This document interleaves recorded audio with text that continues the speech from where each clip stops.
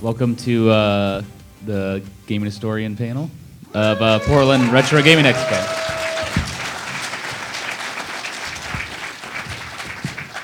I'm your host, Norman. Sorry for the delay. We had some technical difficulties, but we're back on track. So let's talk about what we're going to do today. So first of all, welcome to Portland Retro Gaming Expo. This is probably the best convention in the country, so you've picked the right one. I've been to about 12 this year, and this is still my favorite. So Portland's a great city, great people.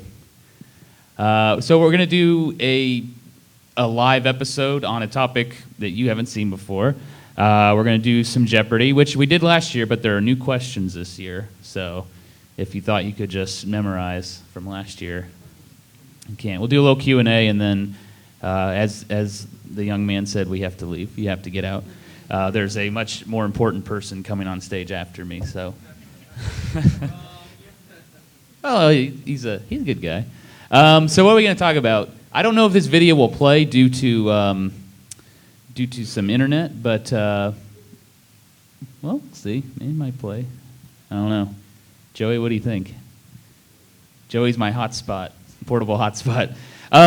We might have to just skip this just because of the internet, but basically we're talking about the Super Mario Brothers movie. Yeah. So, raise your hands. Who has seen this movie? Pretty much everybody, right? Okay. Who liked this movie? Raise your hand. Okay. Now, I'm not saying if you liked it because it's like so bad it's good. Who actually thought like this is a masterpiece of cinema? Okay, so there's like 4 people. Okay. So yeah, this was a movie that was over budget and way behind schedule. Pretty much a disaster from start to finish. As you can see up here, $48 million budget.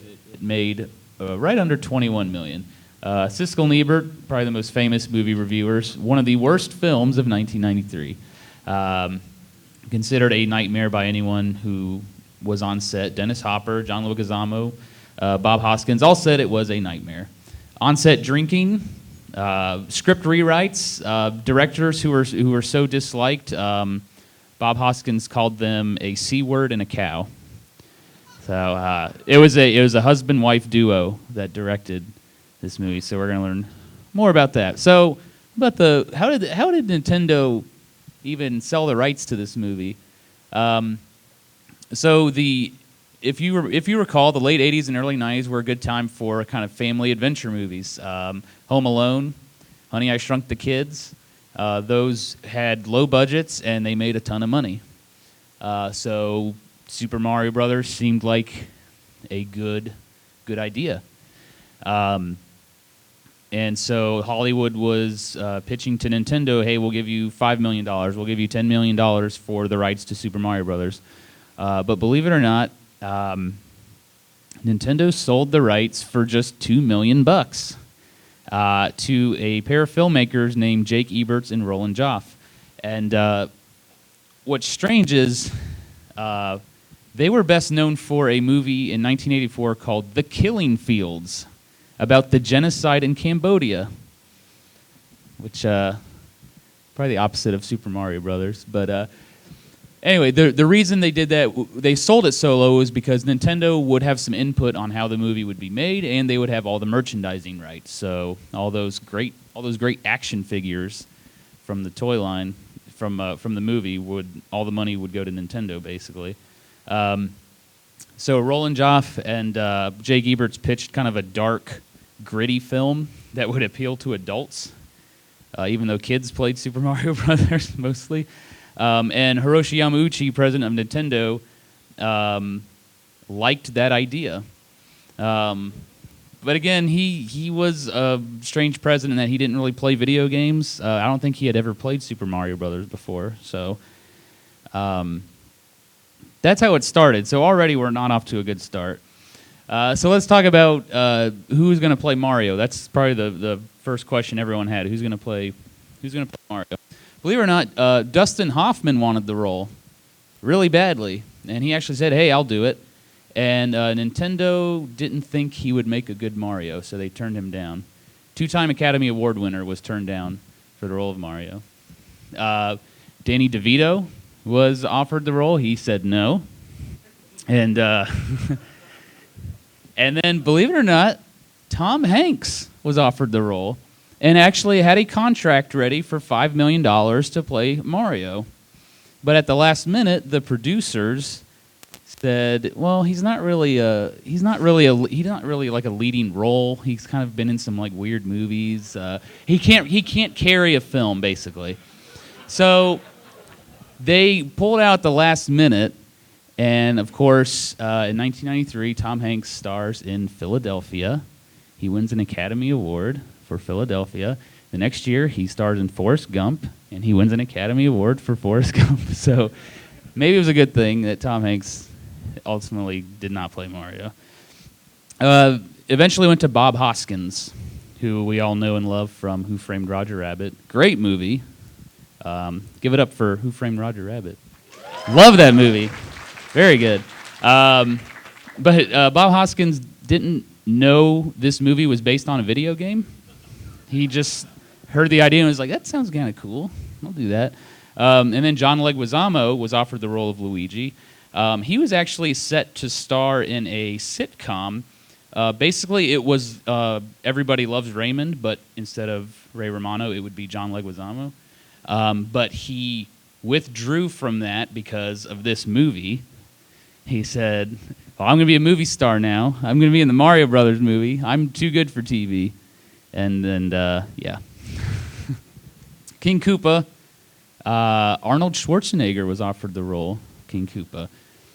He said no. Michael Keaton was offered the role. He said no. And eventually they got Dennis Hopper to accept that. So here's the directors. This is Annabelle Jankel and Rocky Morton. Husband-wife directing team.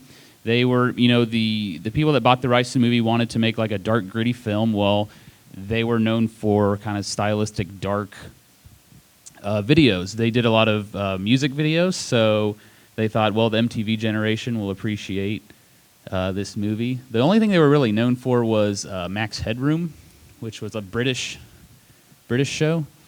And then a movie called DOA, which I've never heard of. But again, dark, edgy style. But they didn't get along with people they worked with, and you'll hear more about that in a minute. So there was tons of script rewrites for this film. It was being rewritten as they were filming. So they would do a scene and say, "This should." We changed this, and then they go back and film it again. Which is somewhat common in filmmaking, but this was like full-on rewrite of the movie. The very first script for Mario Brothers was actually a family-friendly script.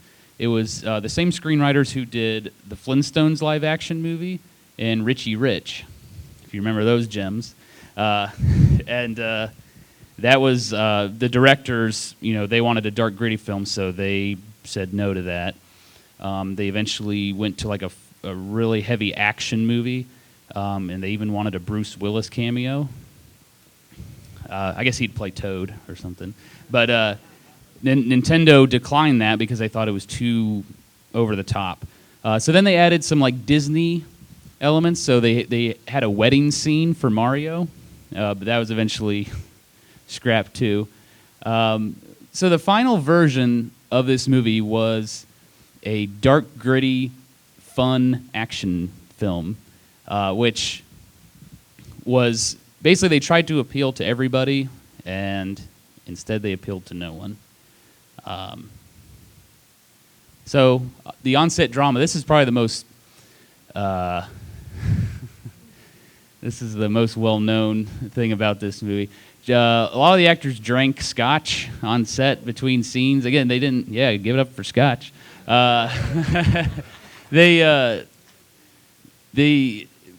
no one really got along with the directors. They were given the nickname Hydra, which is the three-headed lizard beast. They were considered, quote, control freaks that wouldn't talk to each other before they made decisions.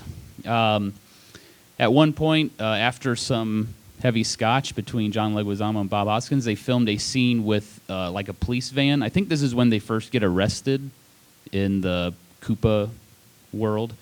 The van door slams on Bob Hoskins' finger, and he actually broke his finger. So you can actually see in the movie, in some scenes, he's wearing a cast on his finger, and they just had to paint it pink to match his skin because his finger was broken. And then there's the hot coffee controversy. This is not the Grand Theft Auto hot coffee controversy. This is, at one point, the directors were shooting a scene, and there was an extra, one of the, they had the Goombas, and then they had like the lizard guys that were like the same height as the Goombas. Remember those guys? So it was a dark, gritty world, so they wanted them to be, kind of grungy looking.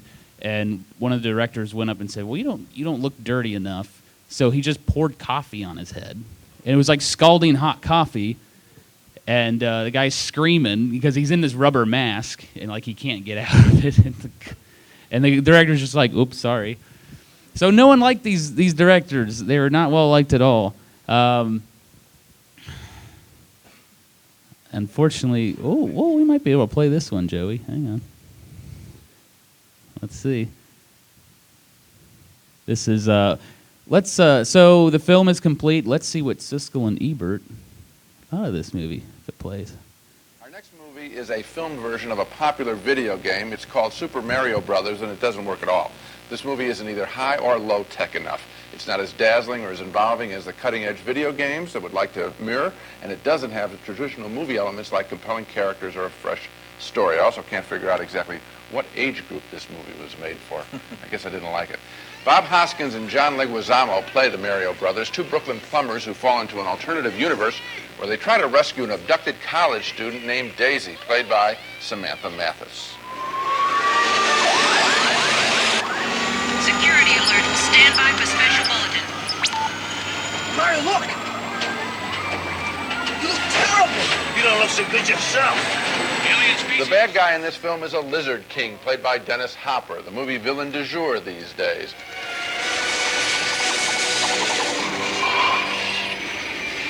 It's Milton. We're merging. Some of the minor characters are cute. I like the Goombas, Hopper's helpers with pinheads and big overcoats. Cops! Goombas! Daisy! The Rock! And right there you see the problem. This movie can't decide whether it wants to be a flesh and blood film or a real video game. That kind of chase is boring compared with the urgency of a real video game where you're under constant pressure of time and your quarters running out. It takes a lot more imagination than what's been attempted with Super Mario Brothers to make a high-tech movie transfer. Yeah, this movie wasn't imagined correctly at the outset. They didn't start out with a vision of what it was going to be even before they did everything else. And so you look at the movie and you see millions of dollars on the screen of special effects and all of those customized cars and that other world that they've created and everything else. And it doesn't add up to anything. It's just a lot of people running around, all talking at once in a plot that nobody cares anything about. And just every once in a while, a little moment that kind of sparkles. Dennis Hopper is kind of good in a couple of his speeches, but it's a complete waste of time and money. It is, and I think, the timing would have been right with this explosion in infotech or whatever you want to call it, that the computers and all that. Kids are very sophisticated now, and if you could mirror that in some way, you could be a big bonanza. This film doesn't even try. What this movie shows is that it's a lot harder to make a high-tech movie like this than you would think. And when we see ones maybe that we still have problems with, like Batman Returns, it's so much better than this that you admire it more when you see something like this. Ooh. Yeah. Again, $48 million budget. It made just under $21 million. And video game fans were confused when they watched this movie. It did have a few references to the Mario games. There were Bob-ombs in the movie. They were called Goombas. They didn't look like Goombas.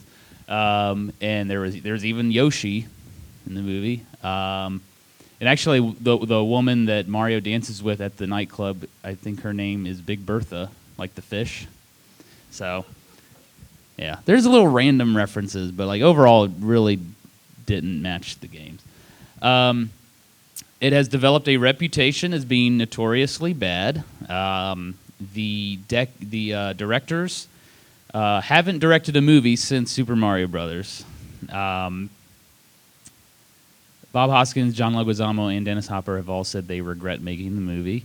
There's actually a good Q&A with Bob Hoskins, who has passed away, but there's a good Q&A with The Guardian he did a few years ago, and the interview went like this. So The Guardian asks, "What's the worst job you've done?" Super Mario Brothers. "What has been your biggest disappointment?" Super Mario Brothers. "If you could edit your past, what would you change?" "I wouldn't do Super Mario Brothers." So yeah, that's what I have so far. I'm currently, I just wrapped up an interview a few days ago with someone that was on the lighting crew of this movie, and reached out to them. They said they had some stories, so there might be even more I can add to this. But before we move on to Jeopardy, does anybody have any questions? I can answer maybe like one or two. Any questions about the Super Mario Brothers movie? Why? Good question. Why? Again, family adventure movies were really hot. It's Super Mario Brothers. It was arguably the biggest video game at the time. It made sense, and you also see it kind of like set a curse for video game movies, because there really aren't. What would you all consider the best video game movie? Not Super Mario Brothers. Not Prince of Persia. Mortal Kombat was pretty good. I thought Mortal Kombat might be the best one. Silent Hill was good. Not Prince of Persia. Doom. There were some like first-person scenes in Doom that were cool, but Very end of the movie. yeah, for like 2 seconds. Anyone else? Yeah, right here. Yes, you, sir. What did you think of the movie when you were a kid? When I was a kid, I was just so excited that it was Mario Brothers. I was in Scotland at the time, so we always got movies late, like a year late. So I did go to the theater and watch this. It was one of those things where you're just watching the movie and you're just like looking for the references to the game. So I was like, oh look, it's a Goomba. Oh, a Bob-omb. Oh, this, and I think there's a Bullet Bill in the movie too. But yeah, I was honestly just confused. I didn't understand like the plot of the alternate universe, and I didn't get. I don't know. It didn't feel like it felt like if it wasn't Super Mario Brothers, it may have been like a decent, just like weird sci-fi movie. But because it had Mario attached to it, it really changed people's opinion, I think. And it was before some of us knew what bad movies were. Yeah. So I didn't really know it was bad. And the other thing is, it actually has pretty good special effects. Like, I think they're pretty impressive. They released this movie on Blu-ray, but only in the UK for some reason. And they actually have some good interviews about like the animatronics, and it's actually really cool, like what they did with the Goombas and whatnot. But anyway, let's move on to Jeopardy, everyone's favorite trivia game. I need 3 volunteers. All the answers are contained in Game Historian episodes. So, if you've watched the videos, you'll be really good at this. Let's see. You, sir, right there. Yeah, come on up right here. Anyone else? You in the back there? Come on up. And you in the middle right there. Yes, you. Come on up. Go ahead and introduce yourselves to the... We'll wait for everyone else to come up first. Hi, I'm Tyler. I said wait. Wait for everyone else to come up. No. They don't know my name. I'm going to duplicate my screen real quick. Just makes it easier for me. All right, go ahead and introduce yourself. Hi, Tyler. I'm still Tyler. All right. I'm Luciano. I'm Jake. Welcome, Thank you. one and all. Let's keep changes.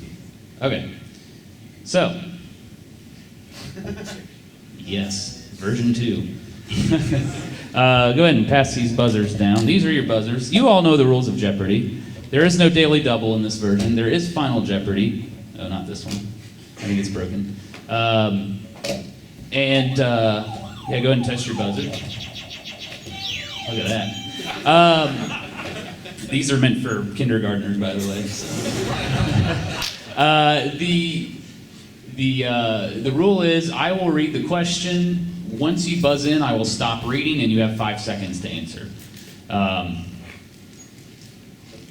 You will be represented by vegetables, if you remember last year. Same thing. So, the audience will participate as well, so we're going to have 4 teams. All right, at the end there, with the green buzzer, please choose a vegetable of your choice. I'll take the eggplant. Eggplant. Popular choice. In the middle. It'll be the potato. Oh, that's the number 1 choice, potato. Okay. My heart's potato. Tomato. Tomato. I will be referring to you by these vegetables just because it's a lot easier for me. And the audience. Onion. Celery.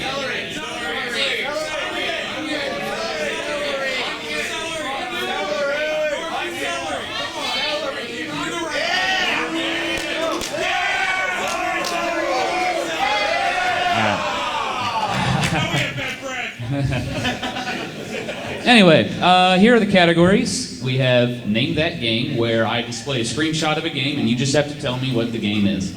Randomness, which could be from any of the categories. People, Let's Go to Court. Hardware, and Sonic games on the Game Gear. Woo! That's a weird category. I guess I'll think about that one. Actually, last time we played this, there was a kid up here who just aced Sonic on Game Gear. He was just like lightning. He knew his Sonic on Game Gear. I think of a number between 1 and 20. 2. 13. 20. 2 would be closest because it was 7. So you choose your category and the value. I will take Name That Game for 300. Name that game for 300. Please look at the board. Oh, it's got to load. Wait, how do we vote? If no one up here gets it, then the audience can buzz in. And I'll let you know when the audience can answer. Audience? Monster Party! Monster Party. That is correct. Well, if we get it wrong, does the points get deducted? If you answer and it's wrong, you do get points deducted. Okay. Yeah, it's just like Jeopardy. Well, you still have the board, sir. All right, I'll take Name That Game for 200. 200. You go down a little bit.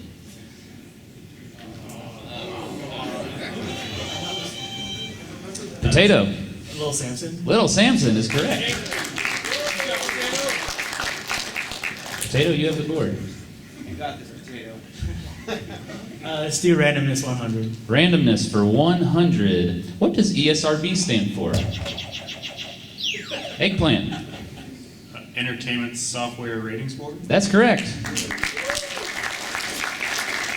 Eggplant, you have the board.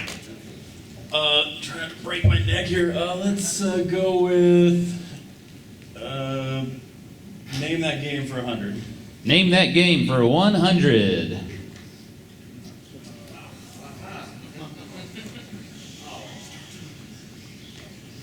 Hey. Let me down, vegetable. Audience? Is correct. Eggplant. Let's do Sonic on Game Gear for 100. Oh boy. The first Sonic game on the Game Gear. Eggplant. Sonic 2? That is incorrect.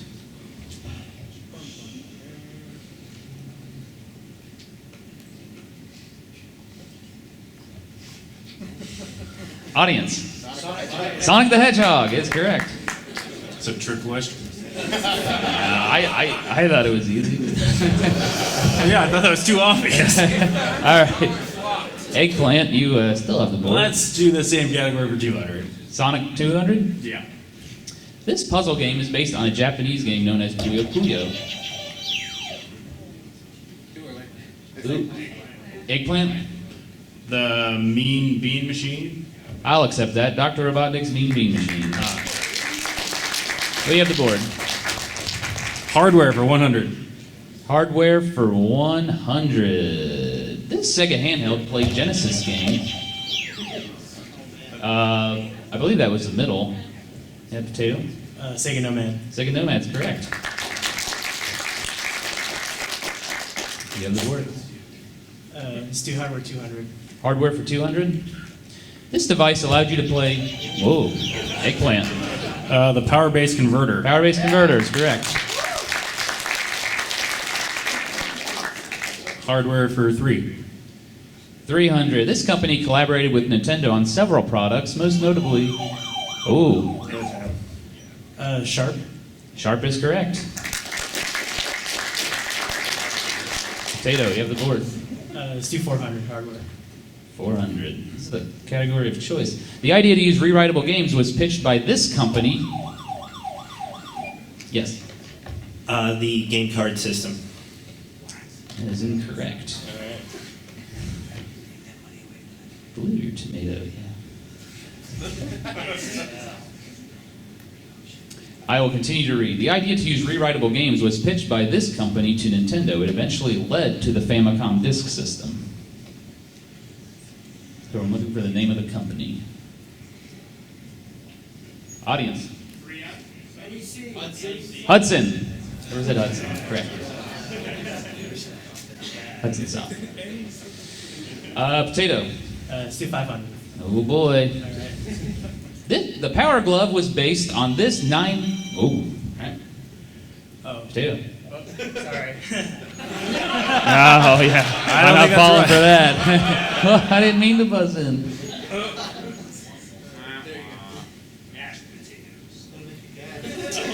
And I'm gonna have to. Do you have an answer, sir?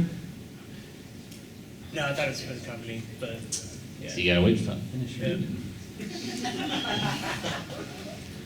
The Power Glove was based on this $9,000 device developed by VPL. Audience? Oh man. I watched that video and everything, too. Did you? I did. Not yesterday, but... Well, I have to give the points to somebody or it won't let me continue. The answer is the Data Glove. Data. Go Onion.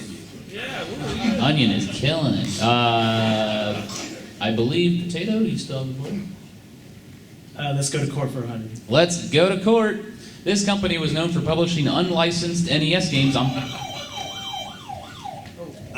Tengen. Tengen is correct. Crawling back. Tomato. I'll take, let's go to court for 200. Let's go to court for 200. After Nintendo released Donkey Kong... Okay. Universal. Universal is correct.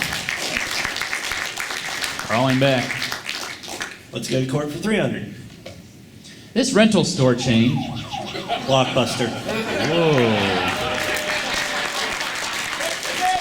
He's cleaning up. Court for 400. Nintendo sued this company... Oh, okay. Galoob. Galoob is correct. We have some fast readers up here. Eggplant? Let's do Sonic on Game Gear for 300. Ooh, taking a stab at this again. The first Sonic game on the Game Gear that let you... Yes. Sonic Chaos. That is correct. Wow. I'm impressed. Eggplant. Randomness for 200. Randomness for 200. Before Satoru Iwata worked at Nintendo, he was president. How? Hal is correct. I'll take randomness for 300. Look at the screen.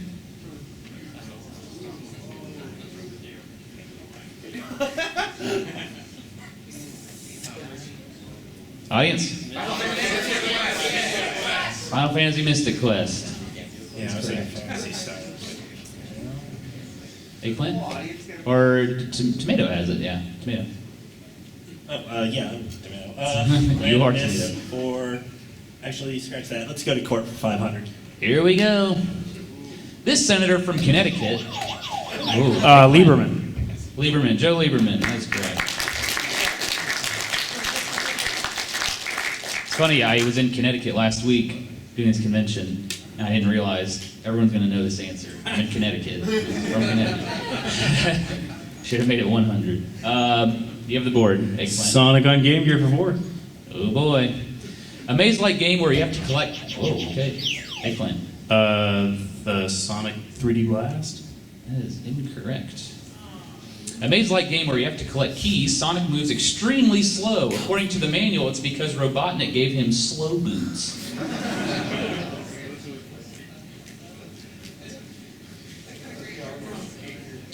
Audience.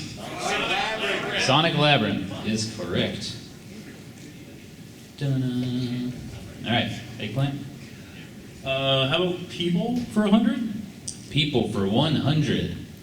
The first president of Nintendo who wasn't part of the Yes. Satoru Iwata. Satoru Iwata is correct. People 200. People for 200. This actor agreed to play... Who got that? I can barely look. I honestly thought it was him. Oh, it was, dang it, you just said it. You weren't paying attention. Yeah, I was. I'll take this one. Wait a minute. I think Potato had that one actually. Go ahead. Tom Hanks. Tom Hanks is correct. Well, I tapped in on. I'll take this answer. Potato. So People 300. People for 300. One of the original engineers at Nintendo, he was responsible. I think you got this. Gunpei Yokoi. Gunpei Yokoi is correct.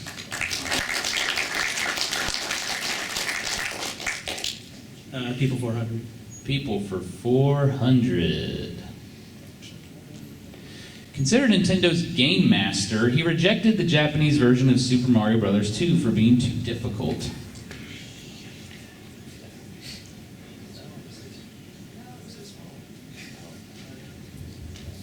Audience. Howard Phillips. I also heard Captain in it. People 500. People for 500. As president of Atari Games, he led the charge against the Nintendo juggernaut by launching unlicensed games under the name Tengen. This is a tough one. It's not a household name.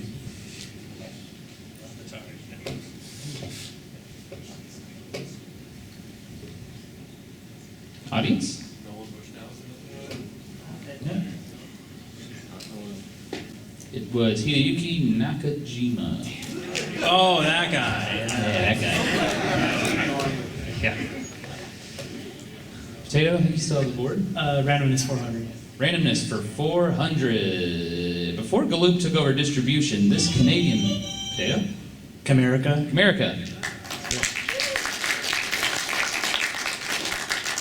Randomness 500. Randomness for 500. I gotta look at these buzzers.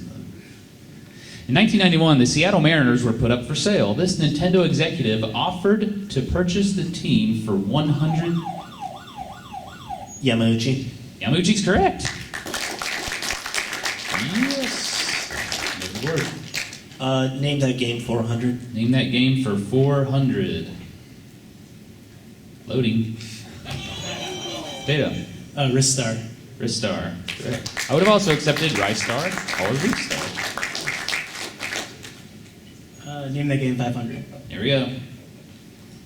56K modem.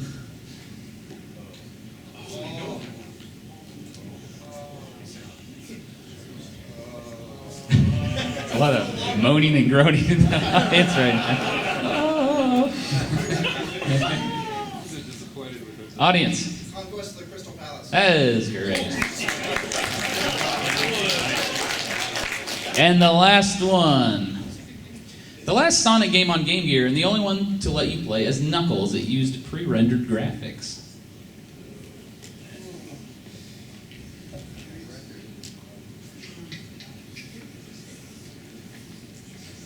Audience? Sonic Blast. Very weird game. Okay, so the totals currently are audience 4,000. Unfortunately, the audience cannot participate in Final Jeopardy. Tomato with 900, Potato with 1,500, Eggplant with 1,200. So a fairly close game we have going on here. So it's time for Final Jeopardy. The category is NES games. I'm going to hand you some Sharpies. Go ahead and pass that down. And I'll also hand you some paper.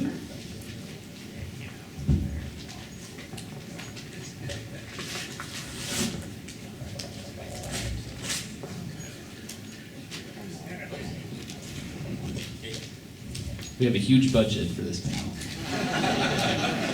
Literally dozens of dollars. Okay, so I gave you the category NES games. Let's hear your wager amounts. All in. All in. 500. 500. Eggplant? Nothing. 0. Staying put. Audience, give me a number. Why not? 350. All in? All right. 4,000. Here we go. Tengen is known for their unlicensed games, but they did have 3 licensed games on the NES. Name them.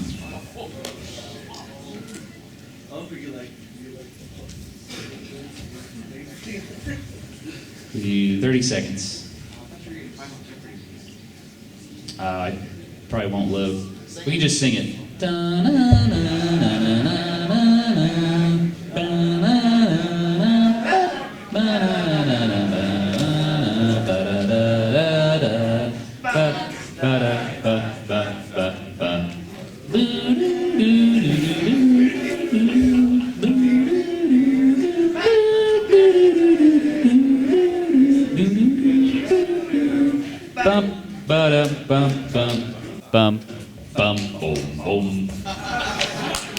Hand me your papers down here. So we have tomato, potato.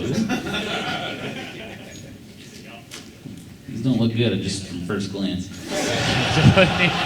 Yes. Tomato, we have Star Soldier, Baseball, and Master Blaster. That is incorrect. We have RBI Baseball, Space Invaders, and that's it. And we have Keybert and Zila. That is incorrect. Audience?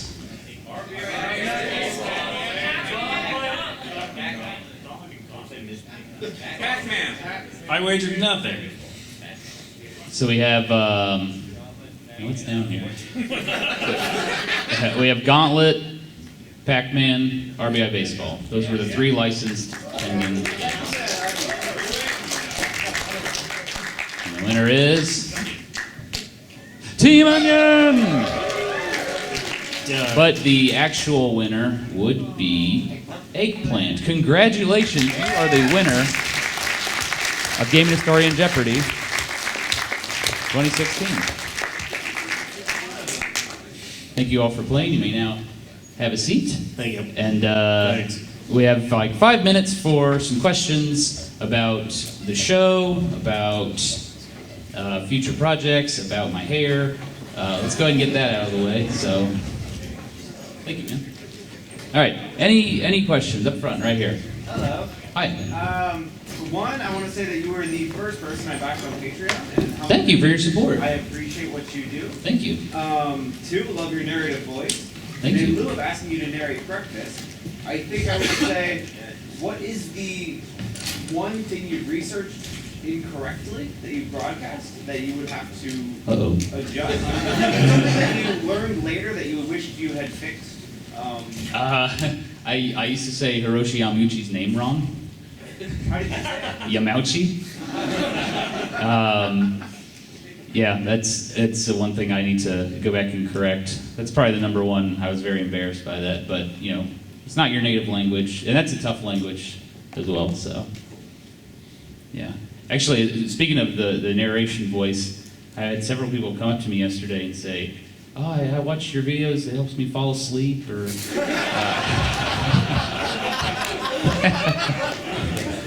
I need to enter the ASMR category on YouTube. Give me a story in ASMR. Yes, right here. Can you let the people know what context the phrase "oil up and hit the gym with me"? Oh boy. Portland exclusive. Okay, if you have seen a show called The Game Chasers, who has seen The Game Chasers? Okay, it's a good show. It's about chasing games. I'm officially a Game Chaser meme because I said on camera, "Oil up and hit the gym with me" in one of their episodes. Okay, here's the context. It's Las Vegas, 2013. Picture it. I'm sitting at breakfast with Pat the NES Punk and Joey of 16-Bit Gem, sitting up here. Hi, Joey. And I get Billy and Jay's phone number. I've never met Billy and Jay at this point, but I get their phone number, so I decide I'm going to play a prank on them. So I just text them from my phone. I say, "Hey, dude, are we going to oil up and hit the gym today?" To both of them. And they both reply, "Who is this?" And I just write, "It's me." And they both reply like, "WTF?" And then they come back and they're complaining. We're getting these weird texts from this guy that wants to like oil up. I think he has the wrong number. Blah blah. So I finally confess. Okay, it's me. We all have a good laugh. Well, I'm doing an interview for them for that episode, and I tell the prank on camera. And so I have to say, "Oil up and hit the gym with me" during the interview. So Billy took that and just used that. So that is why I say "oil up and hit the gym with me." I don't actually do that. Yes? So, I'm a fellow history teacher myself. I'm just curious, excellent. Are you ever planning to return to the classroom in the future and be a history teacher again? The comeback tour. No. I'd love to, probably at a collegiate level. I taught middle school and high school. Uh-oh. Oh, no threats, we're good. I taught it in middle school and high school. Middle school was a lot of fun to teach. High school can be rough. Kids are mean. No, it's I would do it at a collegiate level, and actually it's becoming more and more common to have classes in college about video game history, video game design for the general classroom. So yeah, I would love to return, but in a way I kind of feel like I'm teaching on YouTube now. It's kind of like a new territory. So. All right, this is gonna have to be the last one, Frank. It's the last question. Make it a good one. In the hat. So you have obviously a lot of information that you present in your video. So I was wondering a little bit about kind of what do you consider like a good source versus a not good source? Like is Wikipedia a good source? Is the forum post a good source? Ooh, it's Wikipedia. Okay, so I majored in history in college, and basically as a history major, you learn how to do research. That's kind of like the number one thing you learn how to do. So you have primary sources, which would be from people or from documents during the time. So like newspaper article, an interview, something like that. And then you have secondary sources, which would be like a blog, like Joe Schmo's Super Mario movie fan page. So I try to stick to the primary sources. So when I researched the Mario Brothers movie, I tried to talk to people that worked on the movie. Or I look at newspaper, or like the Siskel and Ebert review, which was recorded when the movie came out. So you try to find sources from around the time of the event. That's what I try to do the best. for example, the Power Glove episode, there's basically not much out there on just Wikipedia. Wikipedia even mentioned, I don't know if they do anymore, but they mentioned there may be a left-handed Power Glove out there. It was like the tinfoil hat sentence. But there is no left-handed Power Glove. I talked to 4 people that actually worked on the Power Glove. So when it comes to research, you want to get those primary sources. That's the most important thing. And I guess that's it. Thank you for coming.